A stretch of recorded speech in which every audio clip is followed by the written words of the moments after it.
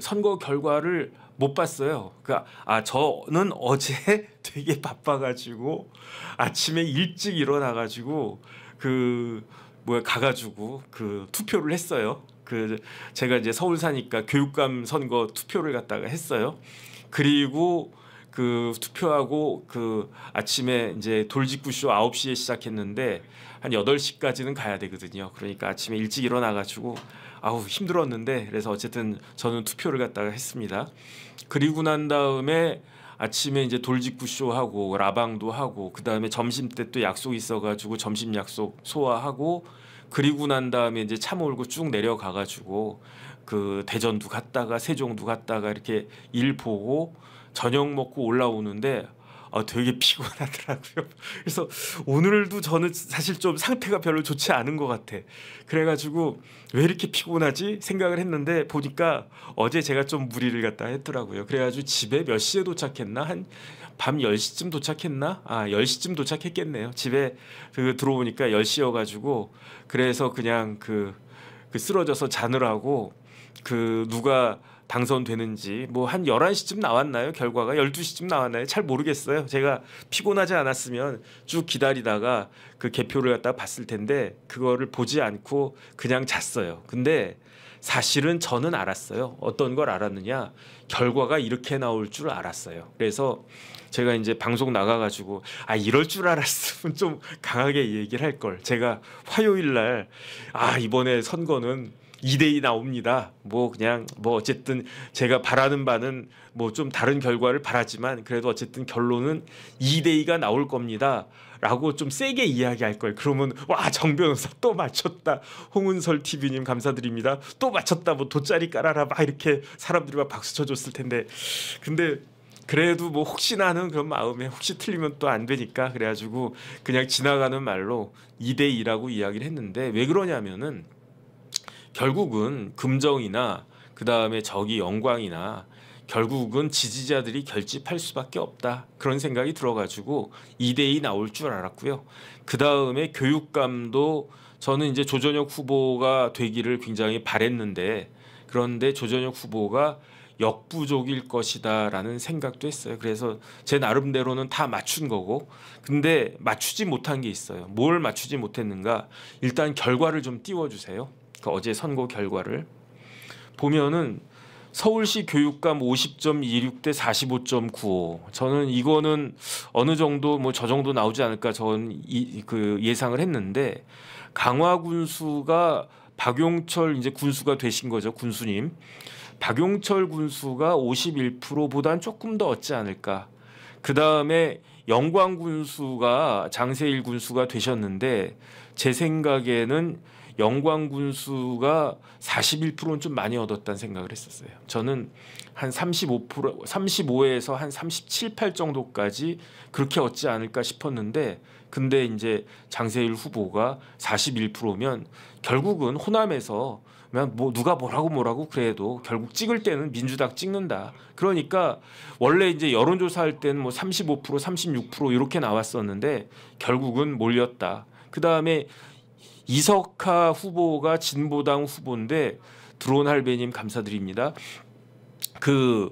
아주 앞서 나가시는 할아버지신 것 같아요. 저 드론 해본 적 없는데 이석하 후보가 진보당인데 여기에서 빠진 사람이 있잖아요. 저 사람이 누가 빠졌는가? 저기에서 3등한 게 조국혁신당 후보가 3등했다는 이야기거든요. 한 26% 정도 얻었을 거예요. 곡성은 그냥 예상대로 나온 것 같고. 근데 제가 예상을 제대로 못했던 게 누구냐? 금정구청장이에요. 금정구청장에서 이길 거라고는 생각을 했는데 그런데 윤희련 후보가 60%가 넘게 득표할 줄은 전 몰랐어요. 그래가지고 제가 무슨 생각이 났냐면 윤희련 후보가 될 거라고는 생각했는데 박용철 후보 정도 얻지 않을까? 저는 그 생각했거든요. 박용철 후보보다는 조금 더 얻었겠지. 왜냐하면 저기는 1대1 대결이었으니까. 그래서 윤희련 후보가 50한 2, 3% 요 정도 얻지 않을까? 그다음에 김경지 후보가 40한 7, 8% 요 정도 얻지 않을까? 그 생각을 했는데 생각보다 차이가 굉장히 많이 났잖아요. 저 차이가 10%가 넘게 20%가 넘게 차이가 난 거예요. 저 20%가 넘게 차이가 난 게 얼마나 뭐라 그럴까 뭐 어마어마하다고 하기는 좀 그렇지만 얼마나 큰 차이냐면 작년 이맘때쯤에도 보궐선거가 있었어요. 어디 보궐선거였습니까? 구청장 보궐선거였어요. 서울 강서구청장이었는데 그때 17% 차이 났다고 해가지고 대패했다고 해가지고 막 그 곡소리 났고 그 다음에 민주당 입장에서는 17% 차이 나가지고 대승했다고 해가지고 막 난리 나지 않았습니까? 그런데 윤희련 후보는 20%도 넘게 차이가 난 거예요. 저게 21%? 뭐 그 정도 차이 난 거 아닌가? 더 났나? 어쨌든 21%도 더 났네. 그러니까 지난번 부산 금정구청장 선거만 놓고 보면 작년에 강서구청장 선거보다도 훨씬 더 큰 차이로 윤희련 후보가 이긴 거예요. 그런데 그 PD님 그 윤희련 후보하고 김경지 후보하고 마지막 여론조사가 몇 대 몇이었는가? 저 보세요. 저게 제가 알고 있기로는 여론조사 공표 금지 기간 직전에 나온 마지막 그 여론조사 아닌가 싶은데 저때 김경지 45.8%, 윤희련 42.3%. 그래서 민주당에서 효과가 두 가지가 있었다고 그랬단 말이에요. 첫 번째 효과는 뭐냐? 단일화. 그러니까 쉽게 말하면은 그 민주당의 김경지 후보하고 제가 지난번에 그 화요일인가 말씀드리지 않았습니까? 그 다음에 조국혁신당의 류재성 후보하고 단일화 됐잖아요. 그래가지고 단일화 해가지고 그 처음에는 윤희련 후보가 앞서 있었어요. 이제 3파전일 때는 뭐 여유 있게 윤희련 후보가 당선될 것이다 이렇게 생각을 했는데 단일화 되니까 막 쫓아오기 시작하더니 여론조사 공표 직전에는 저렇게 45.8%까지 훅 치고 올라왔단 말이죠. 이게 첫 번째고 두 번째 뭐가 있었습니까? 저 더불어민주당의 김경지 후보를 누가 지지했습니까? 누가 지원 유세했습니까? 더불어민주당 대표가 아닌 조국혁신당의 대표인 조국 대표가 지지했잖아요. 그래가지고 뭐 그 뭐야 어디야 영광에서 뭐 월세살이 하면서 그러면서 뭐 한 달 살이 한다 뭐 얼마 살이 한다 그랬던 조국 그 대표가 이재명 대표의 부탁을 받고 휙 부산의 금정으로 날아가가지고 그래가지고 지지를 쫙 하니까 저 45.8%에 조국 효과도 있는 거다. 왜냐하면 조국 대표가 고등학교 어디서 나왔습니까? 부산에서 나왔잖아요. 부산 해광고등학교. 그러니까 저 두 가지가 이제 그 효과가 있어가지고 그래서 이제 김경지가 그 윤희련 후보를 3.5% 차이나 앞서고 있다. 물론 이게 그 모르죠 오차 범위 내이긴 하지만 그래서 김경지 이길 수 있다. 막 그러니까 긴장한 사람이 있는 거예요. 어떤 사람이 긴장했습니까? 한동훈 대표가 긴장을 했지. 그러니까 한동훈 대표가 금정구에 몇 번 내려갔다고 그랬습니까? 6번이나 갔다는 이야기예요. 그러니까 뭐 혹시 저도 그렇게 이야기했어요. 혹시 저도 뭐 한동훈 대표가 무슨 뭐 김옥균 프로젝트니 이거는 말도 안 된다. 말도 안 될 것이다. 라고 이야기는 했지만 저도 그 이야기는 했어요. 어떻게 이야기했느냐. 그런데 만약에 김경지한테 윤희련 후보가 패한다. 그러면 한동훈 대표 입장에서도 좋을 거 하나도 없다. 타격 입을 것이다. 라고 생각을 갖다가 했었는데 그런데 결과는 어떻습니까? 결과는 윤희련 후보가 60%도 더 넘게 그 득표하고 그다음에 김경지 후보는 40%도 못 얻었다. 단일화 됐는데 이런 결과가 나온 거예요. 그 결과 그래가지고 전 무슨 생각을 했냐. 저는 지난번 국민의힘 전당대회 때 당대표로 한동훈이 당선될 줄 알았거든요. 그럴 거라고 예상을 했거든요. 알았다기보다. 근데 몇 퍼센트 얻을까? 저는 50% 초반대 얻을 것이다 라고 생각을 했었거든요. 그래서 결선 투표까지는 안 가도 그래도 50%는 넘기겠지. 근데 50% 간신히 넘기지 않을까라고 생각을 했는데 결과가 어떻게 나왔습니까? 한동훈 대표가 60%가 넘는 그 압도적인 지지로 당선이 됐잖아요. 그런데 이번에도 윤희련 후보가 저는 50% 뭐 한 51, 2 정도 생각을 갖다 진짜 했었는데 보니까 60%가 넘었다. 그러면은 왜 윤희련 후보가 이런 식으로 압도적으로 당선이 됐을까? 저는 이것도 두 가지 효과라고 생각을 해요. 첫 번째는 어떤 효과냐면은 첫 번째는 김영배 의원의 효과가 있었다.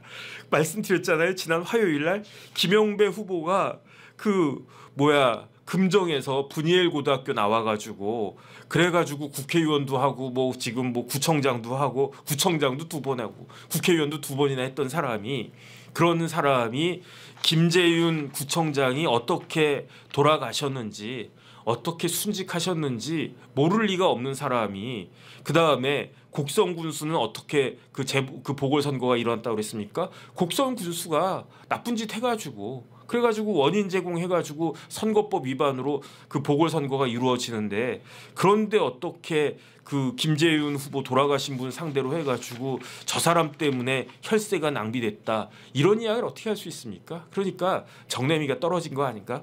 부산 분들 좀 그 의리가 있는 분 아닌가? 그래가지고 제 생각에는 김영배 의원의 저 말이 굉장히 많은 사람들한테 뭐라 그럴까 조금 이건 해도 너무한다 이러한 좀 정 떨어지는 그러한 그 역할을 하지 않았을까 싶고 두 번째는 결국은 한동훈 효과가 있었다라고 저는 생각을 해요. 그래서 한동훈 대표가 뭐 6번이나 찾아갔으니까 그러니까 그 민주당이 아니라 국민의힘에서 이른바 반환파, 이른바 친윤파 사람들 계속 나와서 뭐라 그랬습니까? 이 선거는 당 선거다. 이 선거는 대통령하고 무관하다. 그러니까 만약에 그 민주당이 금정구청장을 가져가게 되면 거기에 대해서 대통령한테 책임 미루지 마라. 오로지 이거는 당대표가 책임져야 될 문제다. 이렇게 이야기했잖아요. 왜 그런 이야기했습니까? 조금 전에 봤듯이 여론조사에서 김경지가 윤희련 후보를 앞서고 있었으니까 신정혜 선생님 감사드립니다. 그러니까 이거는 누가 패배해도 한동훈 탓이고 승리해도 한동훈 덕인 거예요. 저는 그렇게 생각을 합니다. 그런데 결과가 이렇게 딱 나오니까 여기에 대해서 뭐 이렇게 그 달리 해석하는 거는 있을 수 없는 거 아닌가? 저는 그런 생각이 들어가지고 그래서 이번 선거를 저 개인적으로 그냥 어떤 생각을 하냐? 이번 선거는 1승 1무 1패다. 왜 1승 1무 1패냐? 누가 승리를 했느냐? 이거는 한동훈의 첫 승이고요. 1무는 누구냐? 이거는 이재명 대표는 무승부예요. 왜냐하면 하나 이기고 하나 졌으니까. 왜냐하면 영광 선거 어쨌든 이겼으니까. 그 다음에 금정 선거 어쨌든 졌으니까. 그러니까 1승 1무인데 약간 우세가 아니라 그 우세하지 않은 그런 무승부. 뭐 그냥 굳이 이야기하면 무승부인데 뭐 이렇게 예컨대 뭐 유도나 뭐 태권도나 이럴 때 동점 나오면 우세승하면 딱 이기지 않습니까? 우세승은 아니고 그 뭐 열세 패 정도의 무승부 정도 된 거다라고 생각을 하고 그다음에 이번 선거로 인해 가지고 어떻게 보면 체면국이고 자신의 한계를 느낄 수밖에 없었던 사람은 누구냐? 그 사람은 조국이다. 요번에 조국혁신당은 1패다. 저는 개인적으로 그런 생각이 들고요. 어쨌든 그러니까 여태까지 한동훈 대표에 대해서 뭐 네가 뭐 총선에서 참패하고 한 번도 뭐 이겨보지 못한 거 아니냐? 네가 선거를 해봤냐? 그랬는데 그러니까 제 생각에는 한동훈 대표의 첫 번째 선거가 지난 총선이었을 거예요. 제 생각에 한동훈 대표는 고등학교 다닐 때 반장 선거라도 했나? 대학 다닐 때 무슨 뭐 학생회장 같은 거 당연히 안 나왔을 거고 고시 공부하느라고. 그리고 난 다음에 뭐 선출직에 한 번도 뭐 그 된 적이 없었으니까 다 임명직 뭐 검사부터 법무부 장관까지 초임 검사부터. 그런데 지난번 총선이 첫 번째 선거였는데 뭐 패배한 거죠. 참패한 거죠. 거기에 한동훈의 책임이 없다라고 저는 생각하지 않습니다. 물론 이제 가장 큰 책임이 누구한테 있는가 거기에 대해서는 제가 이야기를 안 하겠지만 하지만 이번에 보궐선거는 어떻게 보면 뭐 작은 선거일 수도 있지만 그 한동훈의 첫 승으로 기록이 될 것이다. 저는 어쨌든 그런 생각이 들어가지고요. 그래서 개인적으로 아쉬운 거는 그 영광 선거에서 진보당이든 조국혁신당이든 김은주 선생님도 감사드립니다. 이겼어야 됐는데 괜히 이야기했나? 제가 그 이야기 안 했으면 좀 달랐을까? 그러진 않았을 거예요. 저는 계속 이야기했잖아요. 그 보스님도 감사드립니다. 요번에 영광에서 민주당이 패배했으면 균열이 생기기 시작할 거다. 저 그 이야기를 갖다가 했었잖아요. 그 다음에 그 균열이 다음 달에 그 재판 결과로 인해 가지고 엄청나게 그 균열이 폭증할 것이다. 저는 그 이야기를 했었는데 그런 균열이 생기기를 민주당에서는 그다음 호남 사람들, 민주당을 지지하는 호남 사람들은 원하지 않았겠죠. 뭐 그렇다고 제가 그런 이야기를 갖다가 안 했으면은 결과가 바뀌었을까? 그렇게 생각은 안 하는데 어쨌든 그 부분은 아쉽고 마지막으로 한 가지만 말씀드리고 다음 주제로 넘어갈 건데 그거 뭐죠? 다시 한번 선거 결과 띄워주세요. 서울 교육감 선거가 저는 굉장히 의미가 있다고 생각을 해요. 어떤 의미가 있느냐? 서울 교육감 선거에서 정근식 교수가 서울대 사회학과 교수예요. 교수였어요. 이제 정년 퇴직하셨으니까. 그 다음에 조전혁 후보도 그 교수였어요. 인천의 경인 인천대학교인가 아마 거기 교수하시다가 그러다가 국회의원도 한번 하셨었죠. 근데 저 수치가 의미하는 바가 커요. 제 개인적인 생각으로는. 왜 그러느냐?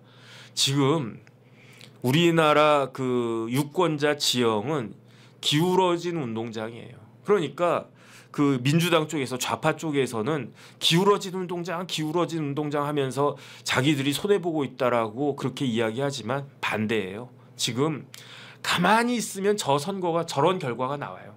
가만히 있으면 지금 최소한 그 이른바 좌파 진영이 그 보수 진영보다 5% 앞서는 거예요. 가만히 있으면 지는 거예요. 그러니까 만약에 보수층에서 이기려고 하면 저 5%를 따라잡아야지 이기는 거예요.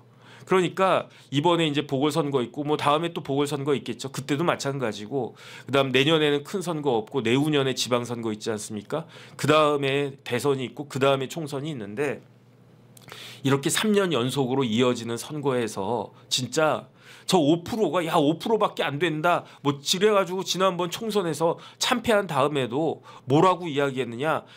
뭐 그래도 뭐 전체적으로 따지면 의석수는 거의 2배 차이가 나지만 그래도 그 지지율로 보면은 한 5%밖에 차이가 안 난다. 그랬었단 말이에요. 저 5% 차이가 나잖아요. 그런데 그 5%가 산에는 꽃피고님 감사드립니다. 무지무지하게 큰 거예요. 무지무지하게. 윤석열 후보가 이재명 같은 사람 상대로 해가지고 몇 프로 이겼습니까? 0.73% 이겼어요. 저는 이재명이 아니고 다른 어떤 사람이 나왔어도 윤석열 후보가 못 이겼을 거라고 생각을 해요. 왜냐하면 기울어져 있으니까. 더군다나 그때는 압도적인 여당이었으니까. 그러니까 그때 만약에 이재명 그 체인지 해가지고 이낙연으로 체인지 했으면 저는 윤석열 대통령 됐었을까? 못 이겼을 것 같거든요.